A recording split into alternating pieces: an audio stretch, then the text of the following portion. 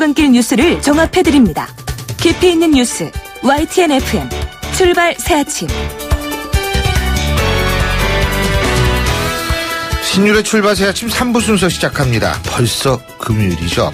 이번 한 주 동안 여러분들 정말 수고 많이 해주셨습니다. 뭐를 했든 하는 일에 만족할 수 있었던 없었든 간에 어쨌든 여러분들 모두 한 주 동안 치열하게 살아가느라 열심히 사느라 그리고 실망과 좌절도 있고 일어서느라 수고들 많이 하셨습니다. 그래서 스스로를 칭찬할 만하다고 생각합니다. 다른 이들이 우리를 칭찬하지 않더라도 스스로를 칭찬해 줍시다. 그래서 다시 시작할 다음 주를 또 잘 준비해야겠죠. 자, 신율의 출발 새아침 3부 순서 먼저 광고부터 듣겠습니다.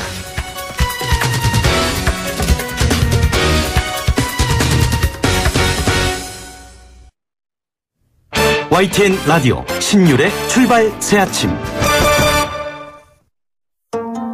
정치권이 높다 하되 출발 새아침 아래 메이로다. 나란 일을 논하는 선비들의 이야기 공간 출발 사랑방.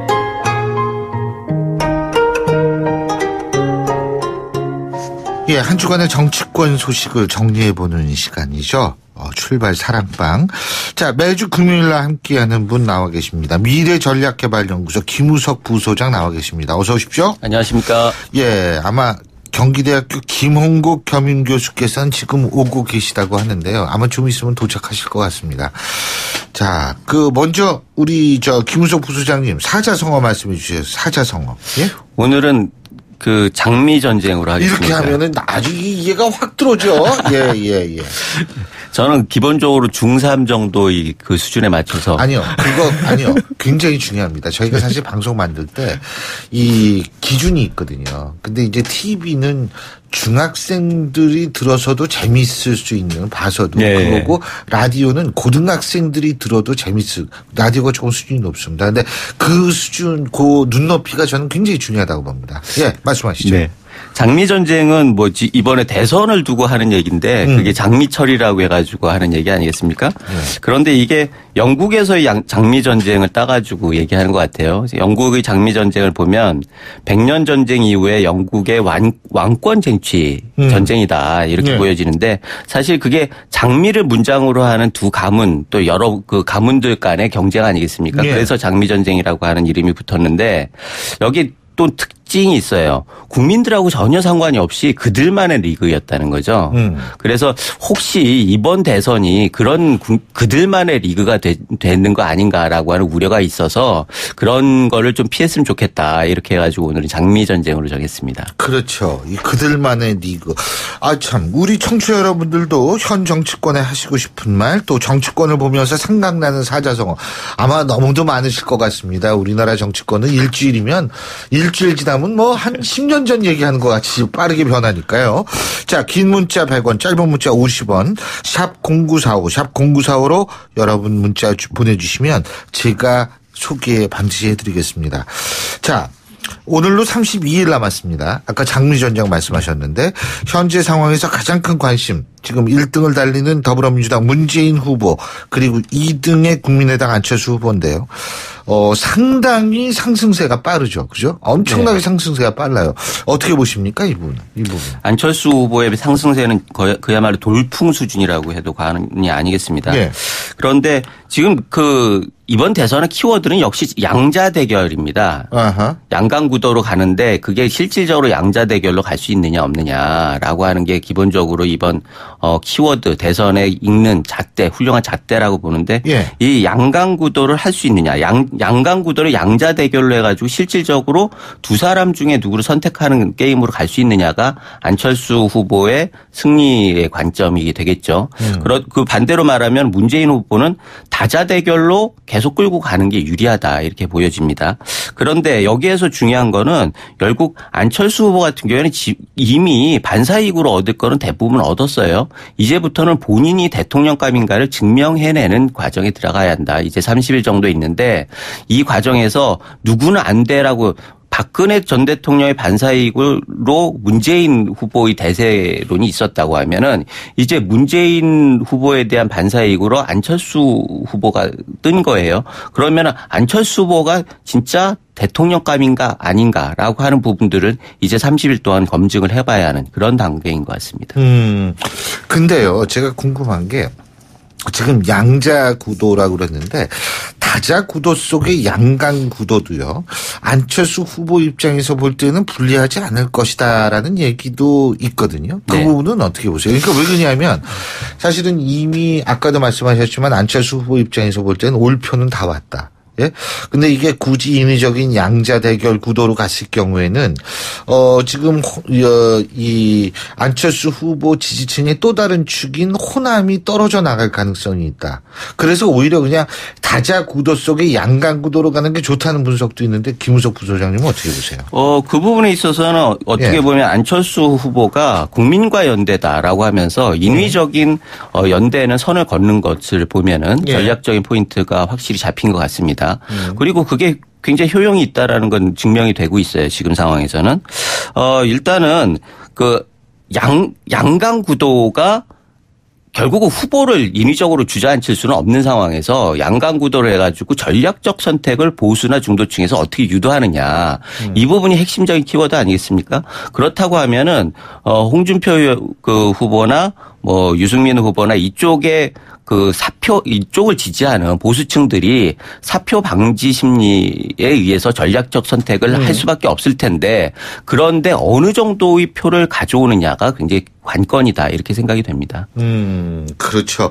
근데 지금 어쨌든 양자 대결 구도로 가정을 한 그 여론조사에서는 뭐 안철수 후보가 문재인 후보를 꺾은 결과도 나오고 이러는데, 근데 제가 재밌는 게 그 여론조사에 대해서 그렇게 더불어민주당 측은 탐탁하게 생각하지 않는 모양이던데, 그 양자 가상 대결 물론 뭐 그럴 수도 있겠습니다만 이게 이번만 양자 대결을 가상해서 하는 건 아니었잖아요, 여론조사가.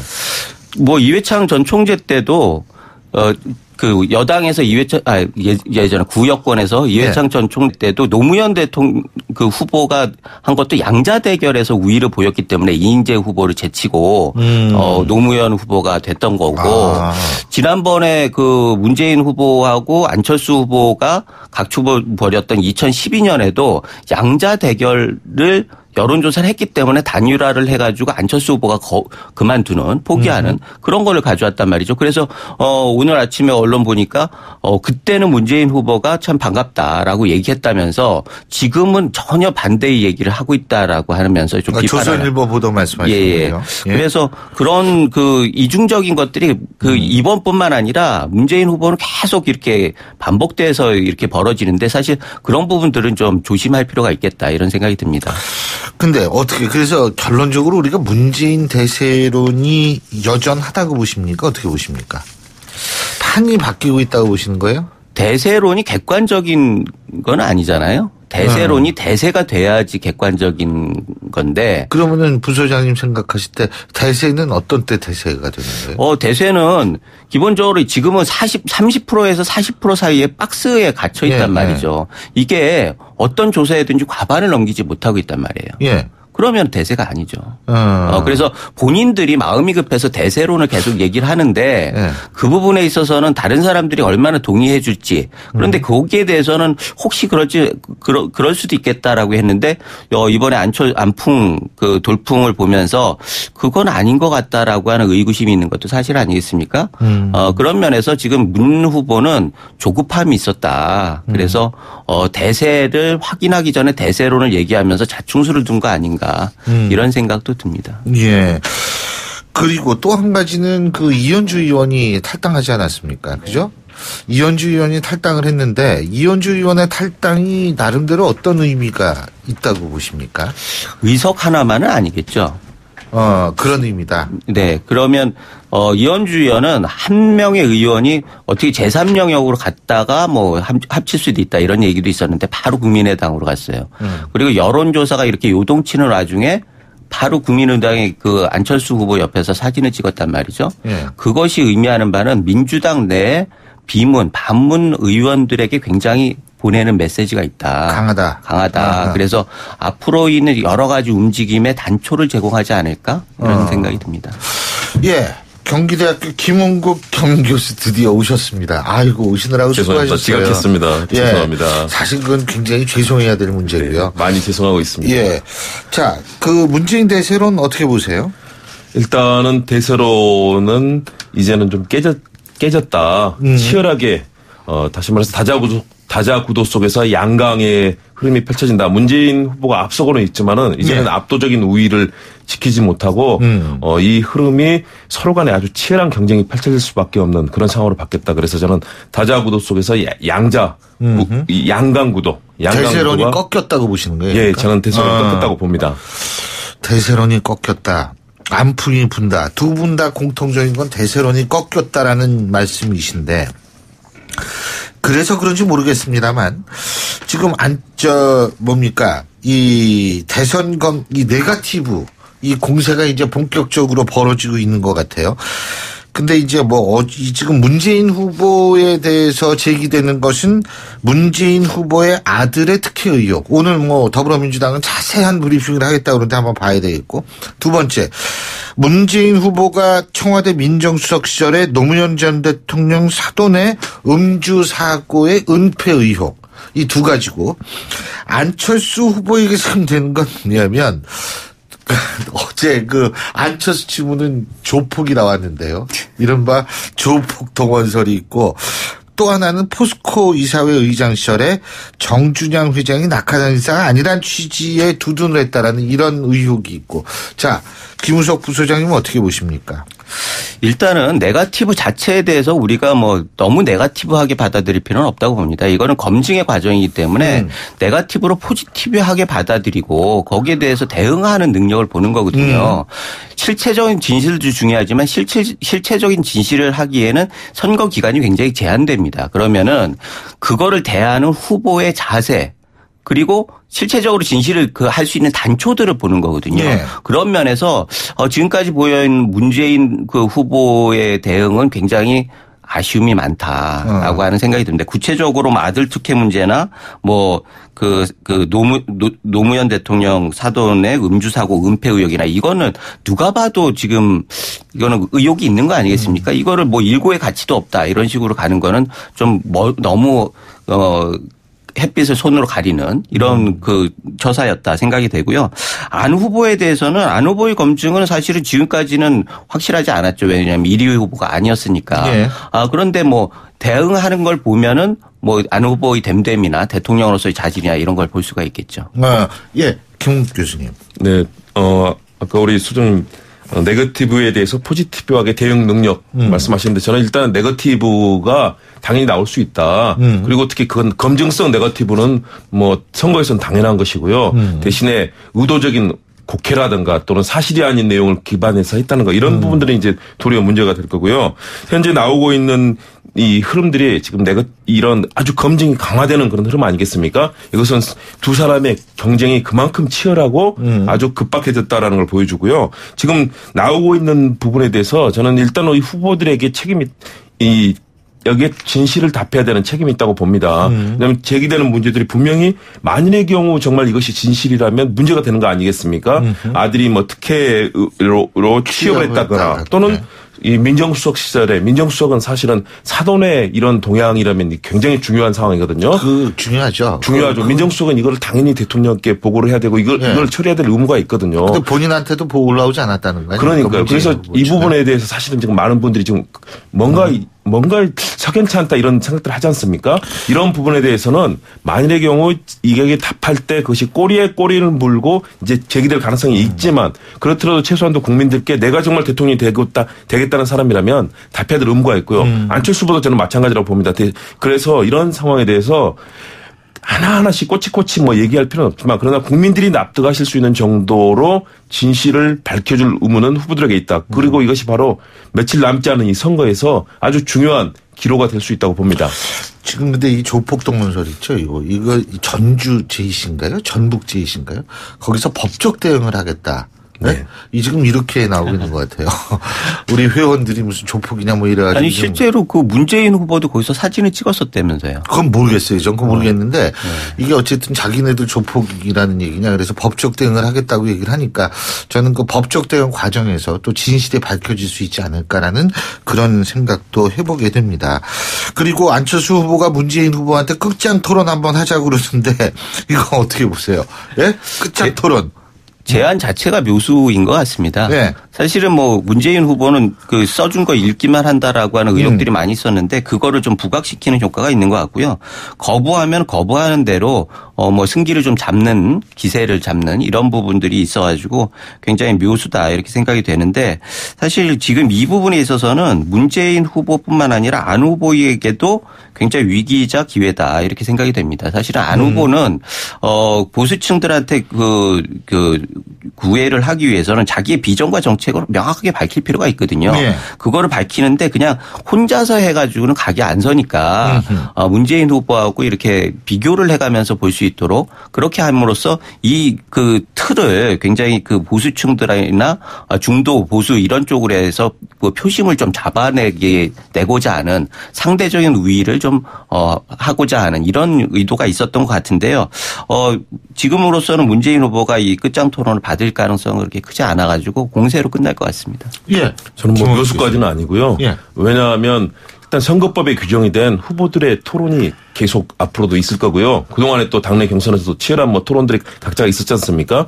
확인할 수 있는 기회가 있는데 만일의 경우 두 후보가 정말로 뭐 용의가 있다면 저는 이건 가능할 수도 있다고 봅니다. 그렇지만은 굳이 이 두 후보가 사실 앞서고 있지만 이것이 뭐 실체적으로 1등, 2등을 무슨 뭐 선관위에서 가리는 것도 아니고요. 그래서 최소한도 후보로서 국민들께 답해야 되고 또 그런 자신의 정책을 내보이는 과정들을 다양하게 현장 유세든 아니면 뭐 각계에서 진행되는 뭐 행사에 참여해서 밝히든 간에 가능하기 때문에 저는 굳이 이것을 받아야 될 의무는 없는데. 물론 의무는 없겠죠. 그러니까요. 그렇기 때문에 예를 들어서 미국에서 뭐 있었던 것처럼 힐러리 트럼프의 뭐 양자 토론 형식의 뭐 이런 흐름들이 두 후보가 캠프에서 정말 이거는 국민들께 이 시점에서 꼭 알려드려야 된다. 두 후보만이. 다른 후보들과 함께해서는 도저히 할 수가 없는 것들이 있다라고 판단될 때는 가능하지만 굳이 양자 간의 끝장 토론이라는 것은 사실상 뭐 형식적으로는 멋있어 보일지는 모르지만 실제로 국민들께 두 사람이 도리어 말다툼만 하면서 도리어 끝장 토론이 성과를 보이지 않을 수도 있거든요. 그런 측면에서 이것은 뭐 굳이 이 양측 캠프가 합의하고 국민들께 꼭 두 후보만의 다른 후보 뭐 보수 진영도 있고 김종인 후보도 뭐 이제 나오겠다고 하지 않습니까? 나왔죠 벌써. 네네. 예. 그럼 후보들은 어떻게 할 것이냐 그런 논란들이 펼쳐질 것이기 때문에 저는 이 두 후보들의 결정이 어떻게 될지 좀 그 부분을 봐야 할 것 같습니다. 여기에서 우리가 주목해야 할 거는요. 민주당 경선 내에서도 안희정이나 이재명 후보가 끝장 토론 계속 주장을 했었어요. 예. 그럼에도 불구하고 문재인 후보는 거부를 했었다는 거죠. 그런 면에서 지금 이 부분에 대해서는 문재인 후보가 자세를 어떻게 하느냐. 기존의 자세를 계속 갖느냐, 이 대세론이 꺾인 상황에서 새로운 반전의 기회를 찾느냐 이런 기로에 서 있다고 봅니다. 저는 끝장 토론을 안 한다고 해서 그것이 무슨 뭐 잘못된 후보고 후보의 잘못된 모습이다. 그렇게 봐서는 안 된다고 봅니다. 왜냐하면 정해진 이 대통령 후보가 된다면 해야 될 이 의무와 또 규칙이 있거든요. 그런 데에서 최대한대로 후보들이 유권자들에게 자신들의 정책과 또 앞으로 가치를 설명할 수 있는 계기를 갖고 또 그 속에서 하는 정해진 룰이 굉장히 중요하고요. 나머지는 결단에서 이루어지는 것이지 끝장 토론을 받지 않았다고 해서 뭐 부족한 후보 이건 아니라고 봅니다. 중요한 거는 뭐냐면 아까 이제 중앙선거방송토론위원회에서 이 토론을 말씀하셨는데 제가 뭐 신문에도 칼럼을 썼는데 사실 중앙선거방송위원회 토론이라는 게 거기 입장에서는 당연히 그럴 수밖에 없어요. 일단 잡음을 최소화하고 공정하고 균형 잡히게 방송을 했다라는 얘기를 듣기 위해서 기계적 형평성을 무지개 중요하게 생각합니다.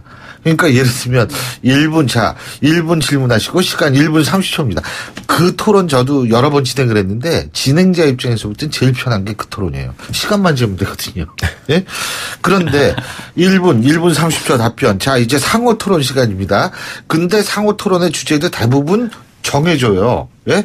그러면 이 주제에 관한 상호 토론 1분 질문하시고 1분 30초 답변하고 한 번 왔다 갔다가 한 번 가면 끝이에요. 그러니까 예를 들면은 이런 속에서 과연 얼만큼 그 토론이 효용성이 있느냐라는 의문은 제기될 수 있어요. 그렇습니다. 저도 그 부분은 공감하는데요. 이런 속에서도 후보들이 자신을 잘 드러내야 되는 후보의 책임과 의무가 있고요. 만일의 경우 양자 그걸 하려면은 우리가 결선 투표 제도를 도입했어야죠. 그러면 결선 투표에서는 정말로 가장 앞서가는 두 후보들이 정말 치열하게 토론을 하고 프랑스나 뭐 이런 것들 보면 그렇게 하지 않습니까? 마지막에 가서 정말 이 1위, 2위 후보가 나와서 엄청난 TV 토론을 하고 거기에서 유권자들이 그 후보를 고를 수 있는 그런 계기가 있는데 우리는 지금 그런 결선 투표 제도의 도입에 대한 다양한 얘기들에도 불구하고 제도 도입을 못했죠. 그런 측면에서 저는 방금 지적하신 현재 토론의 맹점은 있지만 그 속에서도 잘 해야 되는 것이 후보의 책임이라고 봅니다. 근데 제가 여기서 한 가지만 더 말씀드리자면 대선 후 TV 토론 같은 경우 미국에 이제 있죠. 근데 사실 그 토론에 의해서 지지 후보를 바꾸는 경우는 거의 없대요. 맞습니다. 자기 지지의 강화 현상만 있지. 그러니까 안철수 후보가 물론 문재인 후보한테 양자 끝장 토론을 제안을 한 그 심정을 저도 이해를 하는데 이게 토론했다고 그래가지고 뭐 이게 갑자기 우위가 바뀌고 이런 거는 사실 좀 기대하기 힘들지 않을까 이런 생각이 드는데요. 자, 어쨌든 지금 이 캠프에서 전략적인 차원에서 평가를 하신다면 안철수 문재인 이 양 캠프 어떤 문제점을 갖고 있고 어떤 점을 고쳐야 된다고 보십니까? 일단은 문재인 문재인 캠프에서는 대세론이 있었기 때문에 사람들이 관심을 많이 가졌지 않습니까? 그래서 어떻게 보면 약점이 굉장히 적나라하게 나타나는 측면이 있어요. 그거는 박근혜 대통령하고 싸우다 보니까 싸우면서 닮는다고 박근혜 전 대통령의 그림자가 굉장히 짙게 드러난다라고 하는 측면이죠. 기본적으로 뭐 캠프에 있어서의 폐쇄성이나 독단성이나 확장이 안 되는 측면이나 이런 것들이 결국은 노무현 대통령 2기 또는 박근혜 전 대통령 2기 이런 식으로 그 사람들이 인식을 한단 말이죠. 그런 면에서는 그런 부분들을 이번 기회에 과감하게 좀 제로 베이스에 더 바꿔나가는 그런 게 좀 필요하지 않나. 그러려고 하면 역시 후보가 오픈 마인드로 자기 혁신을 좀 하는 게 좀 꼭 가시적으로 그런 걸 좀 보여줘야 하는 거 아닌가라는 생각이 들고요. 역시 안철수 후보 같은 경우에는 지금 둘 다 아시니까 헷갈리죠. 그렇죠. 게다가 안희정 지지자들이 대거 안철수 그렇죠. 가다 보니까 헷갈릴 때가 많이 있었습니다. 그런데 안철수 후보 같은 경우에도 지금은 아직 대통령으로서의 검증이 됐다고 보기는 힘듭니다. 사실은 반사이익이라고 하는 아까 말씀드렸듯이 반사이익이 있는데 그 반사이익을 어떻게 적극적인 지지층으로 바꾸느냐가 결국은 숙제예요. 왜냐하면은 지금 여론조사는 전화로 하는 거지만 실제적으로 투표장에 나와야 하거든요. 그래서 투표장에 어떻게 동원을 끌어낼 것인가. 지지를 어떻게 투표장으로 있게 그게 숙제인데 그러려고 하면은 자기가 대통령감이라는 걸 확실하게 보여줘야 하는 거거든요. 그래서 그런 면에서 지금은 좀 여러 가지 문재인만 아니면 된다라는 메시지와 함께 문재인으로 반대로 얘기하는 것들이 대부분이에요. 그러면 게다가 4차 산업 이런 얘기는 좀 공허해 보인단 말이죠. 그가 창조 경제하고 뭐 크게 다를 거 없다라는 느낌이 들고 그런 면에서 이 부분에 있어서는 내용을 좀 채우고 명확하게 자기의 이미지와 대통령감으로서 증명하지 않으면은 돼도 굉장히 어려운 상황이 될 거다 이렇게 생각이 듭니다. 예, 김웅 교수님. 일단 문재인 후보 캠프 측에서는 문재인 후보가 최근에 보여주는 흐름들이 대선에 좀 안주하는 모습들 그리고 뭔가 리더십도 정확하게 결정하지 못하고 약간 머뭇거리는 그런 모습들을 보여주고 있거든요. 그래서 저는 그런 부분에 있어서 문재인 후보가 단호하게 어떻게 해나갈 것인지에 대해서 그리고 사실은 이렇게 여러 가지 제기되는 의혹들에 대해서도 국민들께 그 부분을 좀 실체를 더 명확하게 밝힘으로써 더 진실하고 진지함 과거에 그런 이미지가 있었는데 사실은 최근에 대세론을 안주하면서 그런 부분이 사라졌습니다. 국민들께 정말로 앞으로 펼쳐나갈 정책들의 진실함들을 좀 제대로 보여주려는 노력들 그리고 리더십도 좀 더 강화되는 모습들을 보여줌으로써 현재 약간 흔들리고 있는 그런 부분들이 있거든요. 그리고 특히 이제 호남 민심에 대해서도 적극적으로 구애만 했지 그걸 어떻게 풀겠다는 구체적인 얘기들이 없었습니다. 그렇다면 이런 부분들을 보여줌으로써 내부 진영을 강화시키고 또 통합의 메시지를 보내주는 그런 역할들이 하나 좀 필요할 것 같고요. 안철수 후보 같은 경우는 다양한 그런 여러 가지 정책적인 능력들을 보여주고 있는데 향후에 지금 중도 보수표까지 끌어들이려고 하다 보니까 구체적인 액션 플랜, 다시 말해서 대통령이 됐을 때 이걸 어떻게 그러면 정말 통합을 하고 본인이 내놓았던 정책들이 지금 좌우 여러 가지 다양한 이념적인 틀도 지금 혼동되어 있거든요. 어떤 때는 보수적이기도 하고 어떤 때는 진보적이기도 하고 이런 부분에 대해서 본인이 어떻게 풀어나가야 될지를 정말 좀 더 실행 액션 플랜을 국민들께 보여줌으로써 변화하겠다는 의지를 가지고 있는 안철수가 정말로 이런 것도 실행해낼 수 있겠구나. 그리고 어떻게 통합할지 이런 부분들을 좀 보여주는 것들이 안철수 후보에게는 좀 필요한 것 같습니다. 알겠습니다. 자, 제가 오늘 방송 서두에 말씀을 드렸습니다. 다음 주면은 우리가 그 구도를 대충은 알 수 있게 될 것이다. 대선 구도를.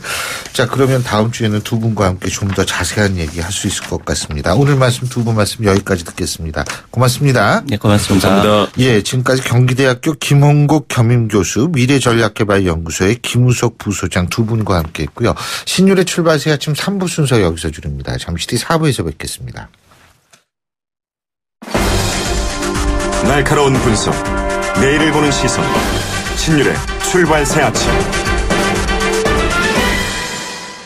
신율의 출발새 아침 4부 순서, 먼저 광고부터 듣겠습니다. 출발 새 아침에서 드리는 선물 같은 한마디.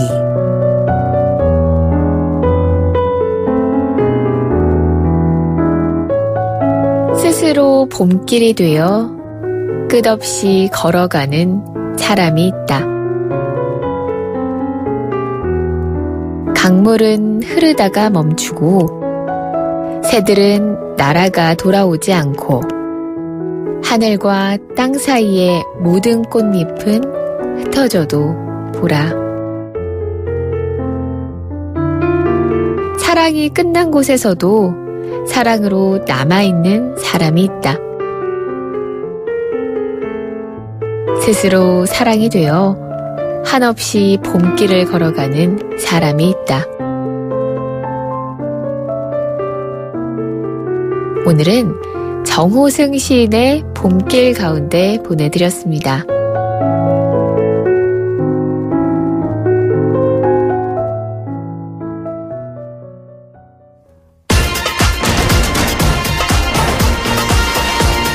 여러분이 지금 듣고 계신 주파수는 FM 94.5MHz입니다. YTN 뉴스 FM.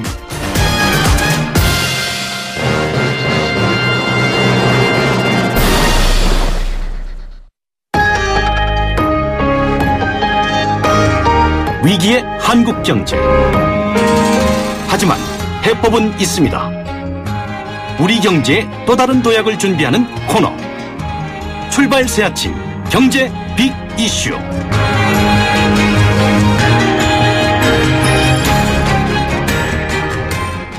자, 이번 주부터는 매주 금요일 날 여러분과 신율의 출발 새 아침에서 여러분과 함께 이 경제 현안 고민해 보겠습니다. 오늘도 서울대학교 이필상 교수 스튜디오에 나와 계십니다. 어서 오십시오. 예, 안녕하세요.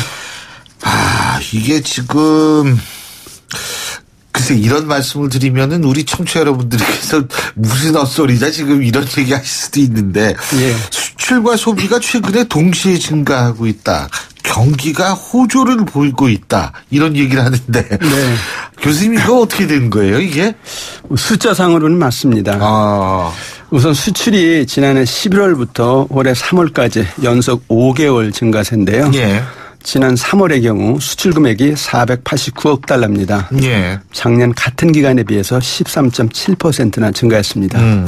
그런데 수출이 늘어나도 소비가 살아나지 않으면 이제 경제는 반쪽이거든요. 그런데 소비도 증가세입니다.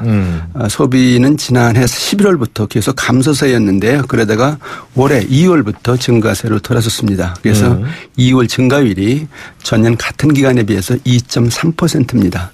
수출과 소비는 경제를 떠받치는 양축인데 이 두 축이 좀 힘을 받고 있다 이렇게 볼 수가 있습니다. 그래서 일단은 반가운 소식이라고 볼 수 있습니다.